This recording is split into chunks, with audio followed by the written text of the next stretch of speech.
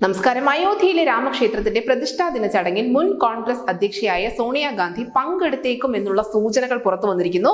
കോൺഗ്രസ് വൃത്തങ്ങളെ ഉദ്ധരിച്ചുകൊണ്ട് NDTV ആണ് ഈ വാർത്ത റിപ്പോർട്ട് ചെയ്തിരിക്കുന്നത്.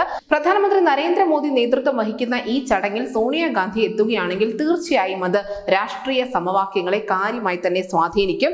മുസ്ലിം ലീഗ് ഉൾപ്പെടെയുള്ള ഇന്ത്യൻ പ്രതിപക്ഷ ബ്ലോക്കിലെ സഖ്യകക്ഷികളുമായി നടത്തിയ വിപുലമായ ചർച്ചകൾക്കൊടുവിലാണ് ഇത്തരത്തിലുള്ള ഒരു തീരുമാനം എടുത്തത് എന്നുകൂടി NDTV റിപ്പോർട്ട് ചെയ്യുന്നുണ്ട്.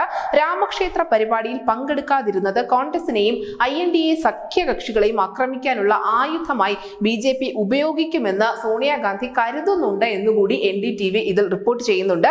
മാത്രമല്ല, പാർട്ടി വിട്ടുനിന്നാൽ അയോധ്യ രാമക്ഷേത്രം BJP സ്വന്തം പരിപാടിയാക്കി മാറ്റുമെന്നുള്ള ഒരു വിലയിരുത്തൽ കൂടി കോൺഗ്രസിനുണ്ട്. അത് തങ്ങൾക്ക് ലോക്സഭാ തെരഞ്ഞെടുപ്പിൽ തിരിച്ചടി ആയേക്കുമെന്നുള്ള ഒരു കടുത്ത ആശങ്ക കൂടി അവിടെ നിലനിൽക്കുന്നുണ്ട്. എന്തായാലും പൊതു തെരഞ്ഞെടുപ്പിലും ഒന്നിലധികം സംസ്ഥാന തെരഞ്ഞെടുപ്പുകൾക്ക് മുന്നോടിയായി മുസ്ലിങ്ങൾ അടക്കമുള്ള ന്യൂനപക്ഷ സമുദായങ്ങളിൽ നിന്നും വലിയ തിരിച്ചടിക്ക് ഇത് കാരണമാകുമെന്ന കാര്യത്തിൽ യാതൊരു തർക്കവുമില്ല.